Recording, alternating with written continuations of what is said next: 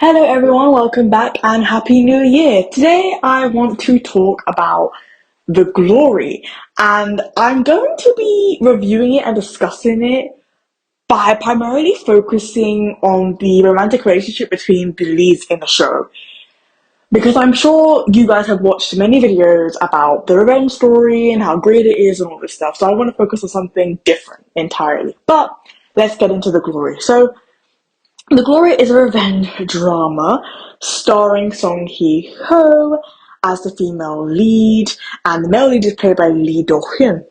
And in the first episode, the female lead is bullied severely, and so the whole 16-episode show is about her getting revenge on her high school bullies, and you can watch it on Netflix. That was a really great summary of what the show is about. Now, we know it's her revenge story, she's doing her revenge, but what I want to focus on, and what I want to talk about in my review, is a romantic relationship, because the male lead is literally, like, unhinged for the female lead. Like, she tells him that she needs an executioner and not a prince, and he is ready to go on his hands and knees to do everything he can to ensure that her revenge mission is successful.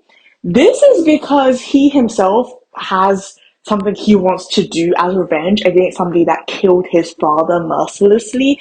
And so she kind of inspires him. And so when she asks him to do this, she didn't even really ask him, but she tries to use him for her own means. And he's like, I'm ready to be used. He tells her that he's ready to be used. He tells her that he knew from the beginning that she was trying to use him because he's a doctor, and he was happy to be used. Like, he literally pretty much fell in love with her at first sight, and literally from that moment on became obsessed. They would play chess, or not chess, but a game of Go together, which is like chess. They would play a game of Go together because she was practicing to try and, get close to one of her bully's husbands. And so during that time, he kind of fell in love with her, and from that point on became completely obsessed with the female lead. And he tells her, and he tells the bully too, when he meets the bully later as he's pretending to help her as her doctor, that he likes pretty but cold-hearted girls. And the female lead fits that exact description. Like, he kind of just fell in love with her at first sight and then became super intrigued by her personality. And the dynamic is so interesting because unlike the other characters in the show that you see that are constantly having sex, these two characters are not really doing that. The tension between them and the sexual tension actually lies in their revenge mission and their shared dedication to ending their own personal misery by going for their attackers, going for the people that hurt them the most.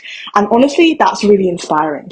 The only sign of true bondage, I guess, to each other that they have at the end of the show is when they say "사랑해" to each other, which means "I love you" in Korean, and that's solidifying their relationship. And they share one kiss towards the end of the show. But their dynamic is really interesting because they're both so full of anger, and the only way to kind of actually get rid of the anger is not therapy. It's not therapy, it's literally just fighting those people, because the female lead has all these scars on her body because they literally destroyed her, they ruined her. When she was done with her revenge mission, she actually planned to kill herself because her bullies just hurt her so mercilessly that she was like, well, I'm done here. I'm done now, right? And the only reason why she doesn't kill herself is because the male lead's mother meets her on the ledge and is like, my son will die if you die. And I know your story. I think you should live. And just the fact that somebody else would be so affected by her death makes her want to live. Alongside the fact that so many people have helped her through the process of healing, and she just realizes it's better to just keep on living. It's about how difficult it is. And for me, at least when I watched that scene, that's not to say that the mother was trying to kind of like use the son as a threat to make her live, but rather that like it should inspire you to live, that somebody can love you that much, somebody you've just met like a few months ago.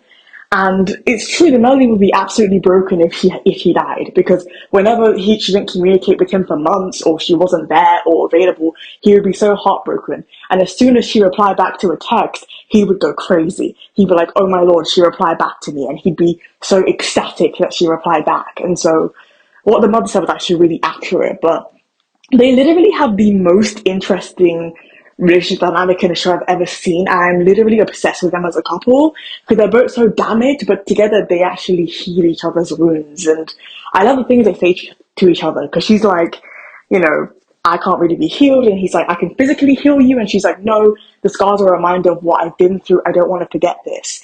And she also says something really interesting. She's like, you think I can just get over this and not go for revenge? And when she shows him her scars, he realizes that she can't let it go because she's living it. She's living that experience every single day.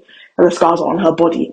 And even after the revenge is done, she can't get rid of the thoughts of what the bullets had done to her.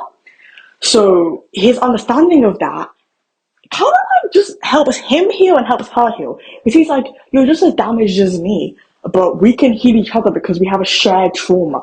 Essentially, my summary of their relationship is that they're trauma bonding, like in an insane way, in a way that in real life could probably not work, but in fiction actually works quite well because they have a successful revenge mission, at least for her story, and he's still waiting at the end of the show to get his revenge, but she's going to help him get his revenge against his father's killer. So it's like, in the show, the trauma bonding that most people would say is toxic actually works really well for this couple and makes it sort of romantic in this twisted sense, I guess. It's like a version of dark romance that isn't necessarily dark because the male lead is toxic towards the female lead, but rather the subject matter. Like, revenge is a dark thing, and that actually is what makes the show dark romance. Anyway, I rated the show a 10 out of 10. I really enjoyed it. There's nothing I didn't like about this show, aside from like the scenes were so graphic when she was being bullied and it was really difficult to watch. That is horror to me. It was horrible, but it was very well done and I can't fault this show. So, really good show. If you don't mind really graphic scenes, I recommend it. It does have a really interesting romance subplot. And if you like bullies getting avenged, I guess, or like people avenging their bullies, then you should go ahead and watch The Glory on Netflix. Thank you so much for listening. If you like my channel, please subscribe. If you like this video, please hit the like button below. Bye bye and have a happy new year.